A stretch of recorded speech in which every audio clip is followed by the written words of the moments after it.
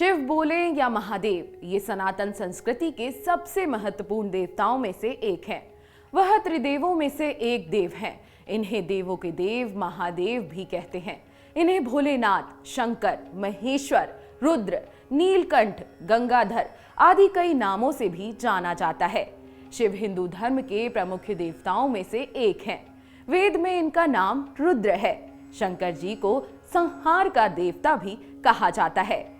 शंकर जी सौम्य आकृति एवं रुद्र रूप दोनों के लिए विख्यात हैं। अन्य देवों में माना गया है कि सृष्टि की उत्पत्ति, स्थिति एवं संहार से अधिपति शिव है। शिव का अर्थ कल्याणकारी माना गया है, लेकिन वे हमेशा लय एवं प्रलय दोनों को अपने अधीन किए हुए हैं।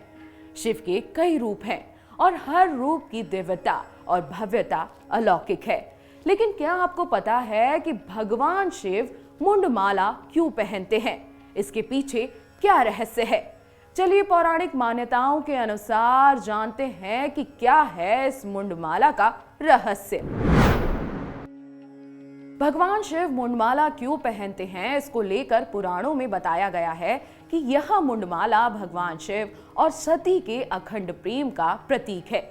देवश्री नारद के कहने पर देवी सती ने शंकर जी से इसका रहस्य पूछा।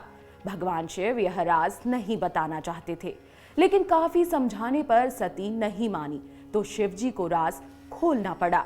शिव जी ने बताया कि इस मुंडमाला में सभी सिर आपके हैं।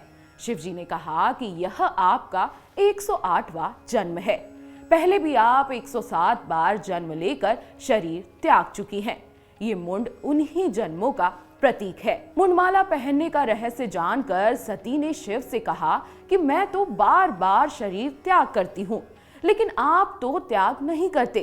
तब शिव ने उनसे कहा कि मुझे अमृत कथा का ज्ञान है, इसलिए मुझे बार बार शरीर का त्याग नहीं करना पड़ता।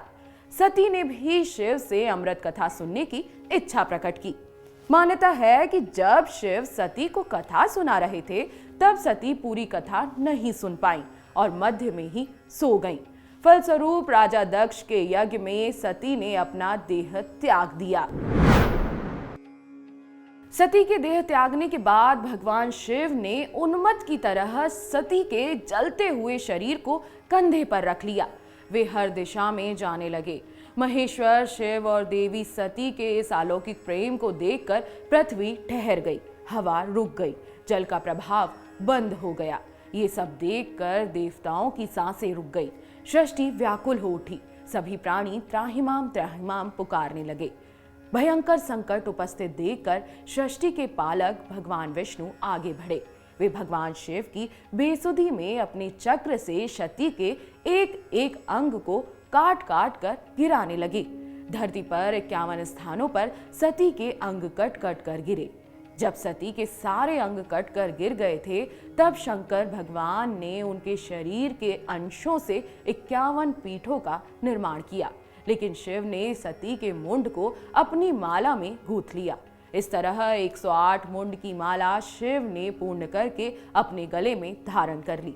हालांकि बाद में सती का अगला जन्म पार्वती के रूप में हुआ। इस जन्म में पार्वती को अमृतत्व प्राप्त हुआ और फिर उन्हें शरीर का त्याग नहीं करना पड़ा। अगर आपको हमारा ये वीडियो पसंद आया हो तो हमारे चैनल जीवांजलि को सब्सक्राइब करें